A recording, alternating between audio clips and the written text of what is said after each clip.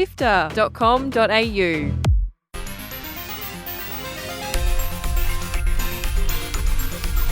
G'day and welcome to Drop Rate by SIFTER. Drop Rate is SIFTER's review podcast packed with thoughts and feelings about the newest video games, giving you insights from some of the best games writers around.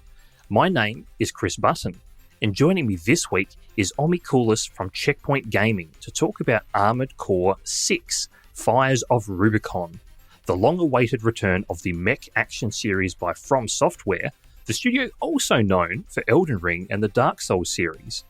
Before we get into the discussion, here are the top stories featured on Walkthrough, SIFTER's weekly news podcast. Hi, I'm Kyle Paletto. And I'm Fiona Bartholomeus. And here are the top stories this week on Walkthrough, SIFTER's weekly news podcast for Sunday, 12th of November. Sony Pictures and Nintendo team up for a live-action film adaptation of The Legend of Zelda. Valve announces the spec-bumped new Steam Deck OLED, tweaking and improving everything.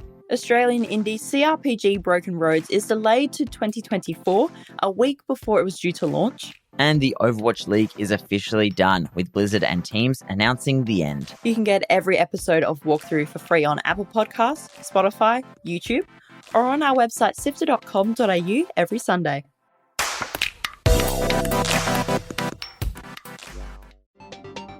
You're listening to Drop Rate by SIFTER. Visit us on sifter.com.au.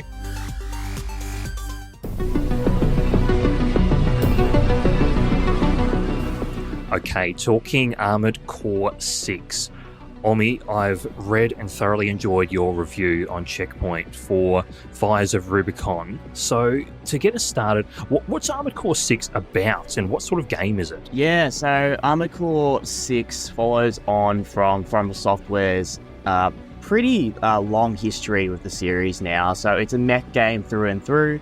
It's all about maneuvering and combat in your mech. And mech games are, they're a dime a dozen. There's a lot of them out there, but they're still a very specific niche that don't get as much attention as they usually do. And Armored Core has been one of the big ones for a long time. But not to a great success. So they've received pretty middling reviews, particularly the last one called 5, which I think released in 2012 or 2013. I'm not sure if you know off the top of your head as well. But it's Armored Core 6 has come around and has really rejuvenated the genre, I think. And what we have here is, like I said, an action combat mech game. But it also introduces the pretty precise, clear, and strategic combat we know from Software's recent successes like Dark Souls and Elden Ring, and probably more specifically Sekiro, because there's a lot more tactical combat in Armored Core 6. The story goes, so you are a mech unnamed from outer space. You start the game launching onto the planet Rubicon 3. So you land on this planet, you steal somebody else's identity, their name, and that's Raven. And you take that ID card, and with that, you're able to get work from a series of different corporations on this planet. So it's very political, businessy sort of vibes there too. And the narrative leans in on that quite heavily, and we will probably touch on it a bit later, but it does get quite convoluted with how many different businesses there are, and they've all got their own motives of what they're trying to do on this planet, primarily to use and abuse the resource called coral. And this is something that's developed from what we know at the time, naturally on the planet. It's this red, misty, sort of unknown, mysterious source. And they all want to use it for their own advantage, whether it's, making money, power, building things. They've all got their own purpose. And you can pick at times which way you're going to go in terms of which mission you do, and that will take you through a path on one faction's affinity rather than another one.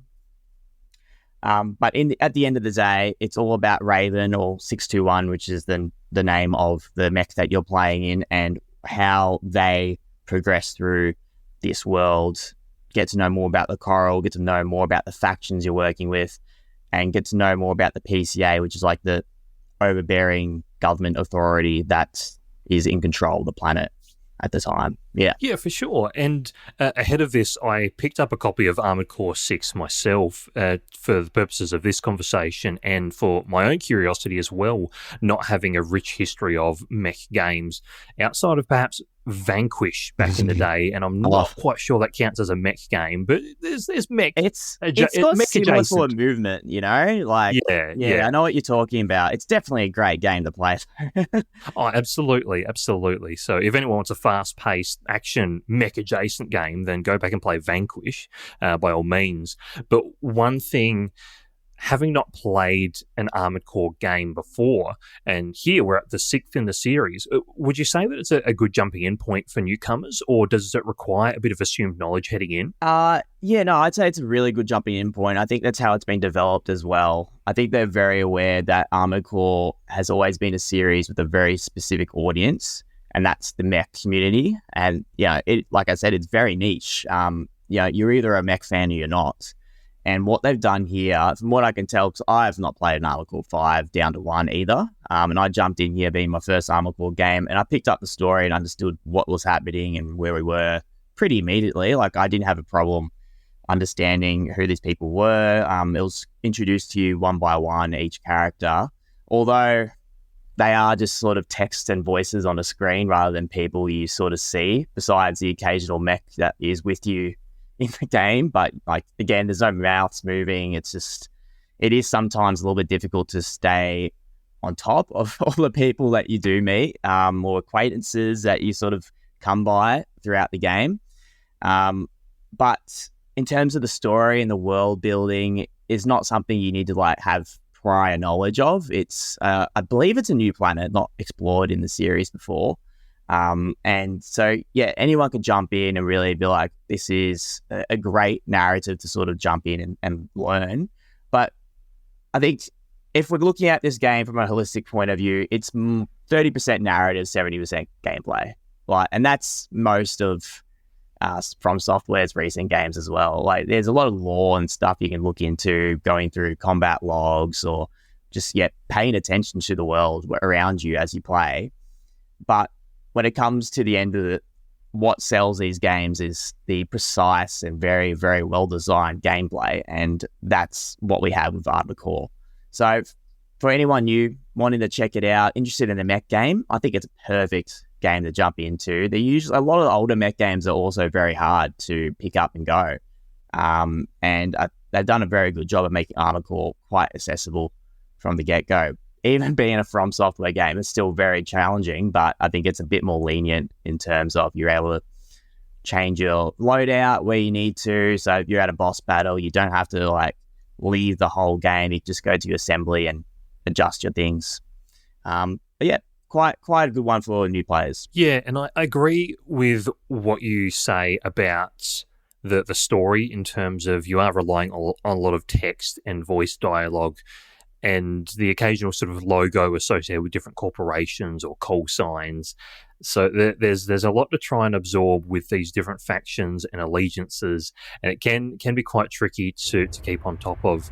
Coral, a sublime substance, discovered on Rubicon, a planet on the frontier of developed space. For a time, coral was a revolutionary energy resource and data conduit, poised to transform human society by leaps and bounds. They called it the Fires of Ibis, a storm of flame that tore through the stars, leaving lethal contamination in its wake. Coral, the kindling, was thought to have been utterly consumed, forever lost. However, on Rubicon, the embers continued to burn. Humanity would inevitably return to stoke the fire.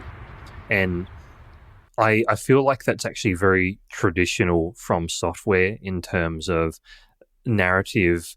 In fact, I'd argue this is probably the most spoon-fed narrative I've had from a From Software game in all the games that I've played, in terms of they are directly addressing you, the player, instead of it feels like in a lot of the Dark Souls games, the characters are almost speaking past you or beyond you in riddles.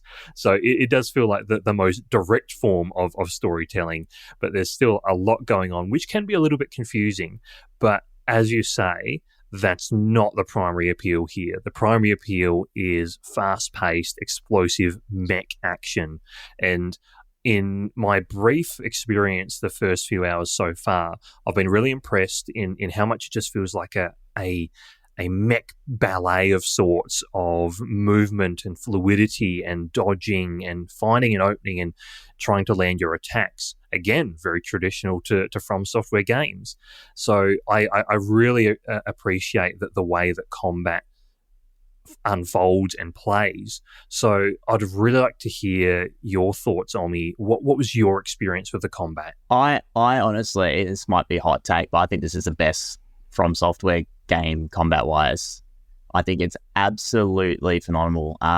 What really appeals to me is how tactical it is underneath how straightforward mech shooting combat. Like it's very much what you see on the screen in your trailers and your gameplay videos is mechs going around shooting things, blowing up different mechs. But underneath that, there is a lot of strategy and there's a lot of precision in how you approach these scenarios, particularly with the boss battles as well. Each one of those are going to have very specific weaknesses or strengths that you can take advantage of.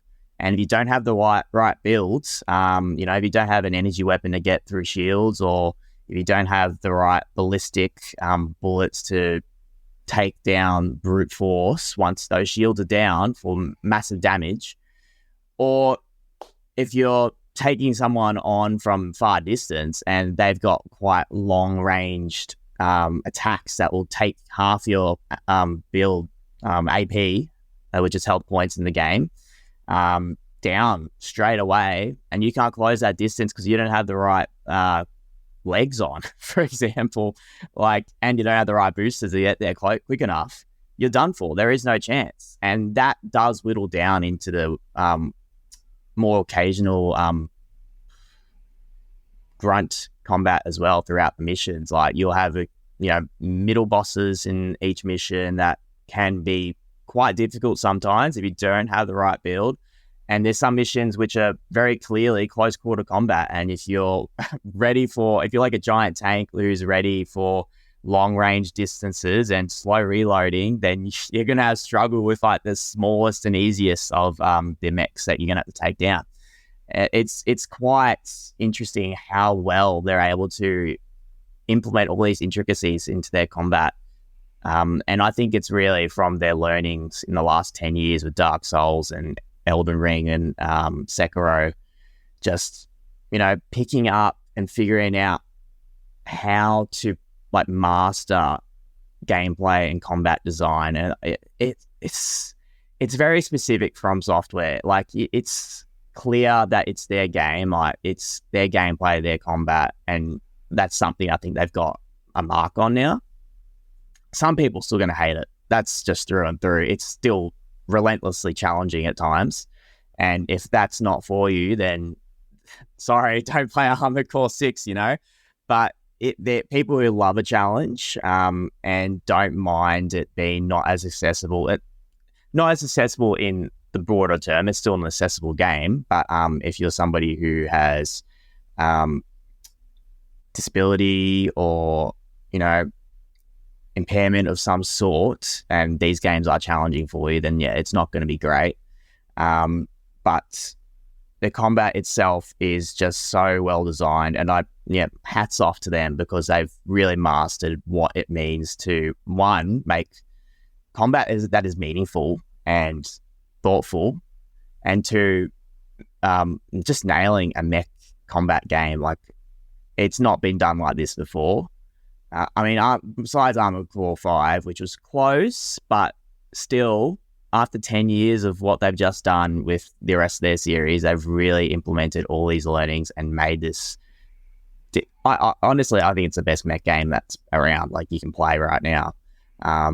So, yeah, it's fantastic. I've heard very similar sentiments in terms of it does feel like such a triumphant return for the mech genre, as niche as it may be. And you've touched on a lot of my experience with the game in the early hours so far in terms of the strategy that's involved even before you actually engage in a mission, because your chances of success almost hinge entirely or equally on your assembly and your specific loadout as it does your actual skill level. Because I think about one of the sort of early to mid bosses in Chapter 1, where it was this big hulking tank that had a very heavily armoured front, this shielded front that you couldn't really do anything to. And I was beating my head against a brick wall, almost quite literally. This thing was almost a brick wall. And I, at the time, was equipped with weapons that only targeted enemies directly, whereas after so much time invested trying to beat this thing through just sheer determination, brute force, will, and what little skill I have, it was a case of I had to go back to the assembly and choose a missile loadout that didn't shoot straight forward, but instead shot directly upwards and went up and around behind the enemy's shield to then do stagger damage. Then I could get close with my melee blade and deal mass damage there. Or, as you mentioned, to also use an energy or plasma-based weapon that would penetrate that enemy's shield. So much of your success is reliant on thinking strategically even before you've entered the battlefield, which I think is extremely clever and extremely satisfying when it pulls off, and a little bit embarrassing, I might have to say, after X amount of tries and having no success. And then once I actually pulled my finger out and made these changes to the mech loadout, I managed to beat it quite easily first try, and felt equally silly that I didn't do so earlier, but also smart that I thought, oh yes, I was very smart in changing to this thing that had a tangible outcome. So I want to hear about your experience, Omi, with the customization of the mechs in terms of what sort of builds did you find most satisfying? Yeah, I'm always up for the most defensive builds there are. When it comes to being super defensive and, for lack of better word, strategic, because the game's all about strategy anyway, when you're like sitting back, sort of trying to dodge and use your shield at the right time, I always find it more difficult because I'm impatient as a player. So I'm just very much like get in their face, smash it, like attack as quick as possible, get out of there, dodge, revive your EP levels, and jump back in for another round. Like for example, with that wall, that shield guy, I think it's attack the watch point, that mission. I went in there and was just brute forced it. I think I in hindsight, switching my back shoulders to some sort of missile that goes up and comes down, which I did do for a later boss in the game because that was just had to be done, would have made my life pretty easy. But instead, my strategy was to jump up, fly above this boss, like attack them from above with missile or whatever I had.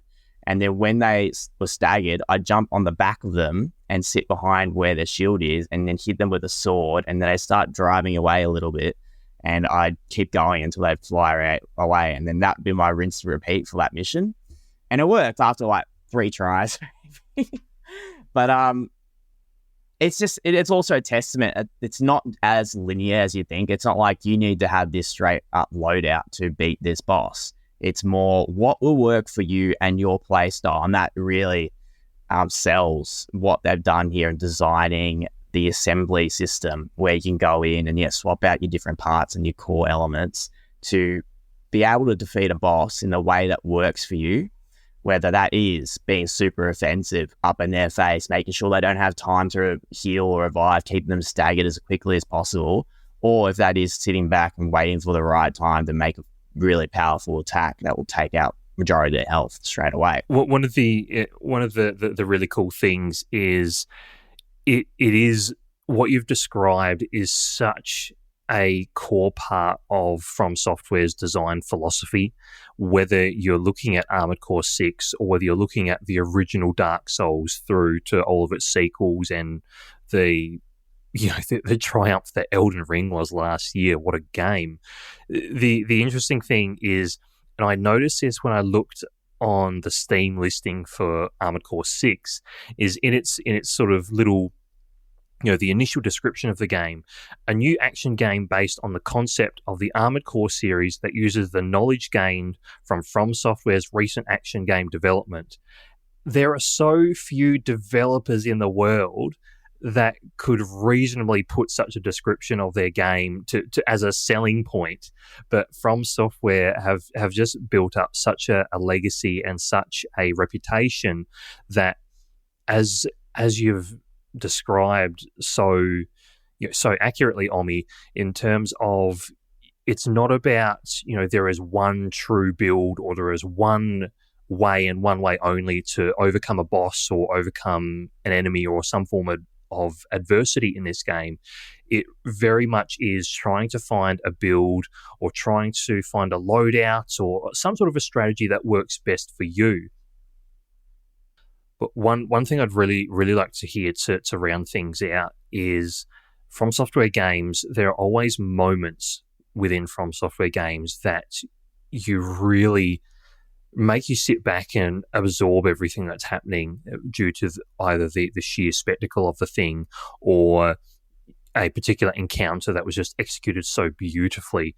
I'd really like to hear, Omi, what was one moment from Armored Core 6 that stood out to you and you'll remember for a long time to come? Oh, it's absolutely. I'll talk about the early game at least.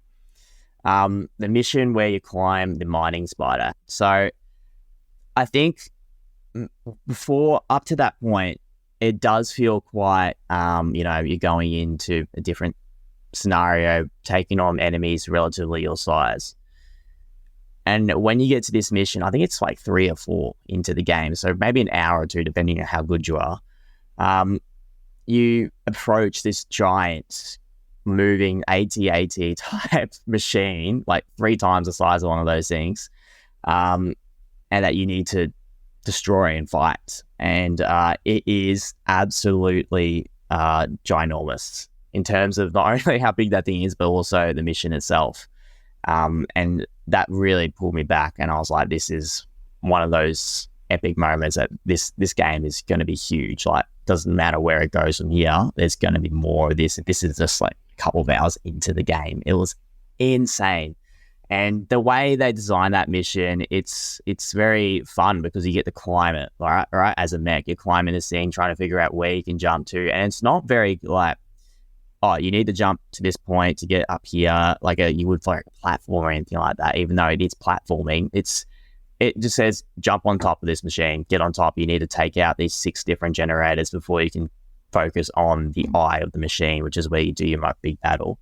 And the way you can do that is up to you. There's plenty of different points they've designed on this thing, so you can sit there and refresh your boosters and take it from different angles. And then the end of the mission, blowing the thing up, is also just as fun because you're going to fly as quickly away as possible to see this gigantic explosion that probably would have, caused tidal waves across the planet if it had an ocean. So, it was one of the most impressive moments, I think, of the game, at least early on. And I don't want to spoil the rest of it. I'm so glad you mentioned that mission in particular, taking down that sort of weaponized mining rig, because I was going to mention the exact same encounter, but for slightly different reasons. Yes, the scale of it is just phenomenal and awe-inspiring, but I realize I've spent a lot of this recording just being breathlessly effusive of From Software, but there's good reason for that.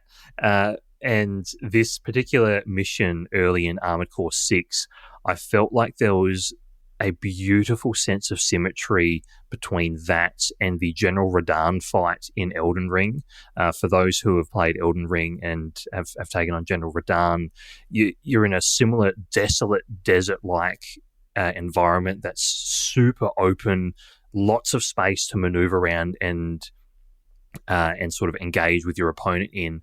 And what I felt, even the opening sort of seconds, opening moments of this Armored Core 6 encounter just beautifully reflected this General Radahn encounter, in terms of this mining rig is this hulking behemoth in the distance that is able to take half your health, if not more, just in a finger snap with its massive laser that it can fire from a distance, almost exactly like General Radahn did in Elden Ring with his massive ranged attack. And I just immediately, that got me in the mood for just what was a brilliant encounter to follow.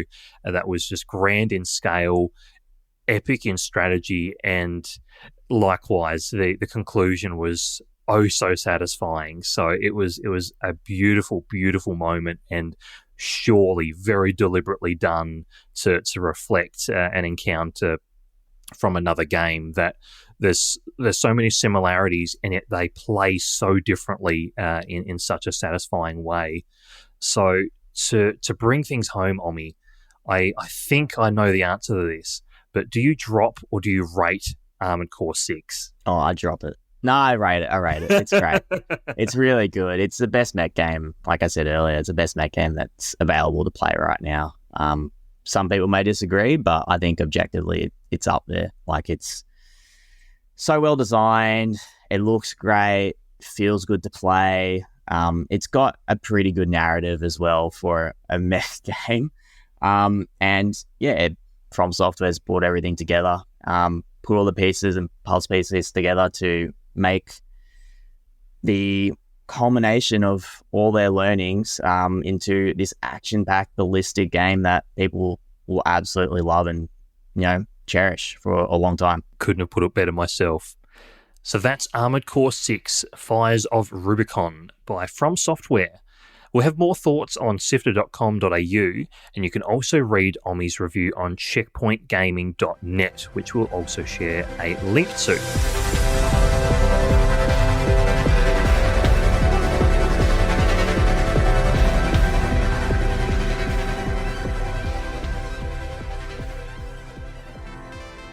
Sit down for a chat with your pals in video games. You're listening to SIFTER. This has been Drop Rate by SIFTER, our video game review podcast. Thanks to Brian Fairbanks from Salty Dog Sounds for composing the theme music. SIFTER is produced by Chris Button, Fiona Bartholomeus, Daniel Ang, and Adam Christou. Mitch Lowe is senior producer, and Gianni Di Giovanni is our executive producer. Omi, where can people follow you and read more of your work? Of course. You can follow me on Twitter, Blue Sky. That's Okoulas, so Okoulas. And you can read my stuff on checkpointgaming.net and probably a few other places because I do freelance as well. So, yeah, that's me. Wonderful. That's all for this week. You can check out what SIFTER is up to on socials. That's at SIFTERHQ on YouTube, Twitter, Instagram, Blue Sky, Threads, whatever there is. We'll have a bunch of links there. Or you can hop into the Discord and have a yarn with the team about what you're playing at the moment. If you did enjoy this episode of Drop Rate, please consider leaving a review on Apple Podcasts and sharing the episode on social media. This helps put us in front of more people and enables us to provide more in-depth coverage. Plus, you can check out our other podcast, Lightmap, where we talk to game developers, creatives, and people who are doing cool things in interactive media on your favourite podcast app of choice, of course. If you like your games coverage in a written form, head to sifter.com.au for articles, interviews, and more. Thanks for joining us. See you next time.